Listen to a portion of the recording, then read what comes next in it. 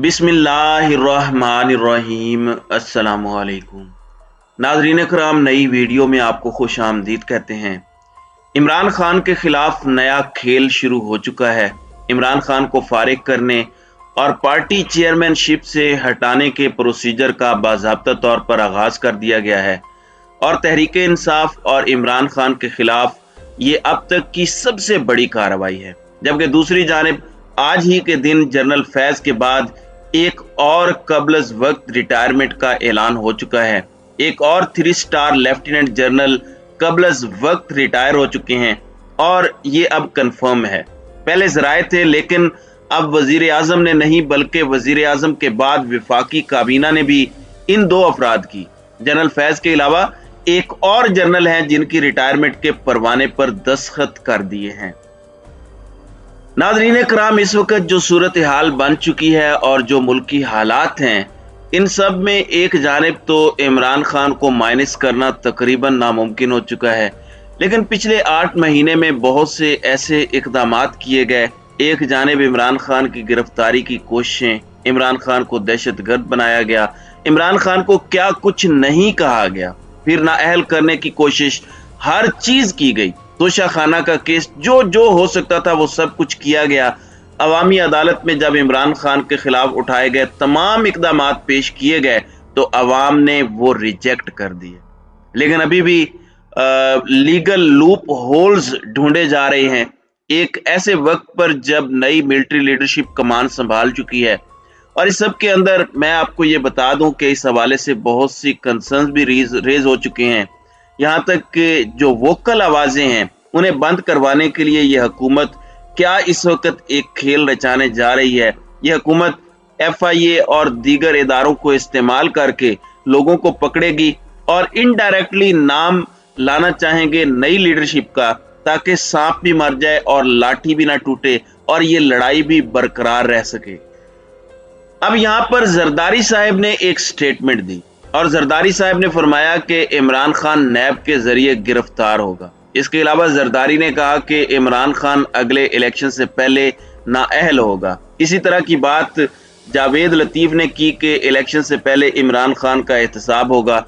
अब एहतसाब national accountability bureau नैब ही करेगा, जिसे इन लोगों ने वैसे तो अमलन मफलूज ही कर दिया है। अब यहाँ पर इमरान खान के खिलाफ जो इक़दामात उठाए गए, एक जानिब इमरान खान को साइफर के मामले में इमरान खान और उनके प्रिंसिपल सेक्रेटरी की ऑडियो लीक्स, फिर एक कमेटी बनाई FIA की और वफाकी काबीना ने मंजूरी दी। यानी उल्टा चोर कोतवाल को डांटे, खान साहब को उल्टा वो गले डलवाने और साइफर के अंदर साजिश जो है वो खान साहब पर डाल देंगे कि इमरान खान ने ये पाकिस्तान के खिलाफ साजिश की। जबकि साइफर जिन्होंने तहरीर किया, असद मजीद जो कि अमेरिका में थे और उन्होंने स्टैंड लिया नेशनल मीटिंग में, कमेटी की मीटिंग में स्टैंड लिया।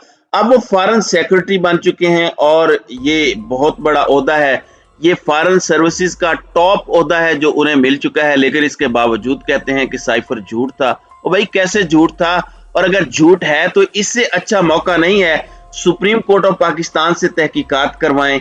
इमरान खान का फॉल्स नैरेटिव आप कहते हैं ना, तो आप अब साबित करें कि फॉल्स नैरेटिव है और इमरान खान को झूठा साबित करें। यानी ये जो मुनाफिकाना तर्ज अमल है ये तो रोकें। पिछले दिनों लॉन्ग मार्च का देख लें, ये कहते थे कि ये लॉन्ग मार्च नाकाम है, इसमें बंदे नहीं आ रहे। अगर बंदे नहीं आ रहे तो फिर जो चैनल्स दिखा रहे हैं वो लॉन्ग मार्च, आप वो चैनल्स क्यों बंद कर रहे थे? आपको तो शुक्रगुजार होना चाहिए, आपको तो कहना चाहिए था कि मजीद दिखाओ। आपको तो जियो और सिमा को कहना चाहिए था कि कैमरे लेकर घुस जाओ और पूरा दिन दिखाओ कि अवाम इमरान खान को रिजेक्ट कर चुकी है। लेकिन रियलिटी कुछ और है। मतलब आप इस तरह के इक़दामात करते हैं।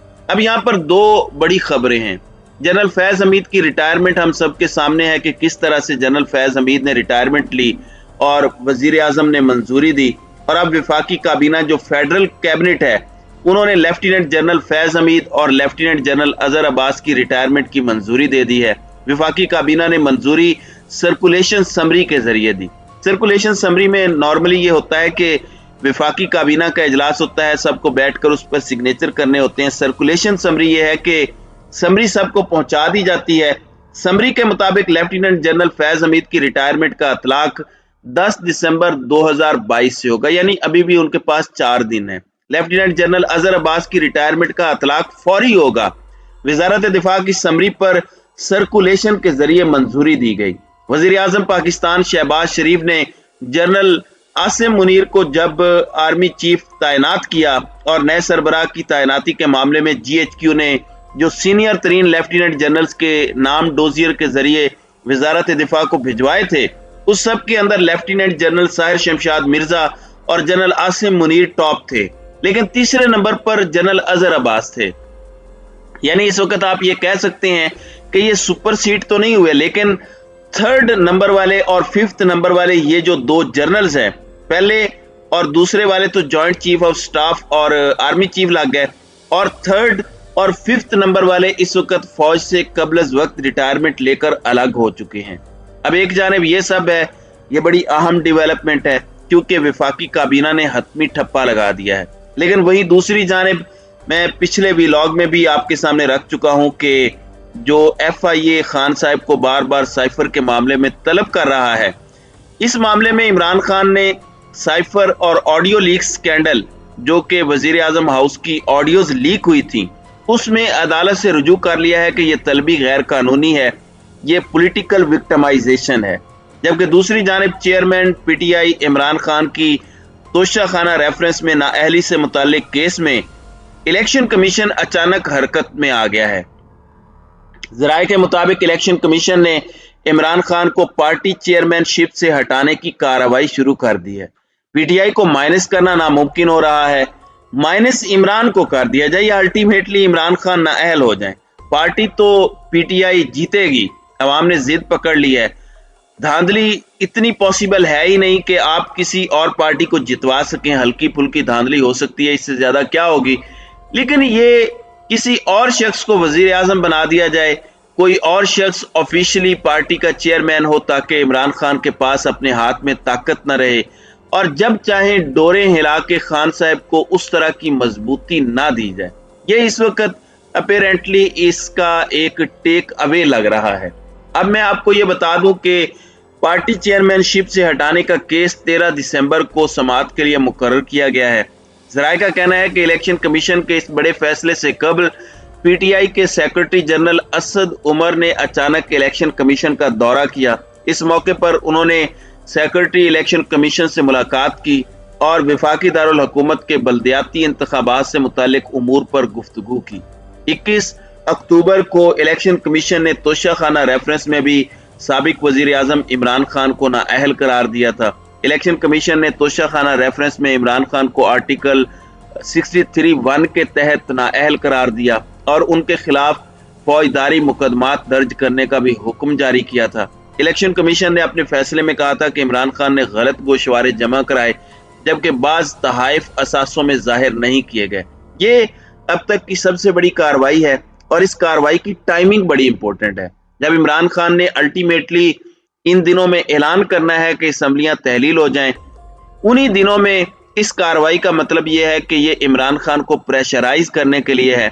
और इसका मकसद क्या है, इसकी टाइमिंग क्यों इतनी इंपॉर्टेंट है, इलेक्शन कमीशन अचानक ऐसे मौके पर हरकत में क्यों आ जाता है, ये वो बहुत से सवालात हैं जो पूरी पाकिस्तानी कौम के ज़हनों में उजागर होते रहते हैं और इनका जवाब भी हम सबको पता है।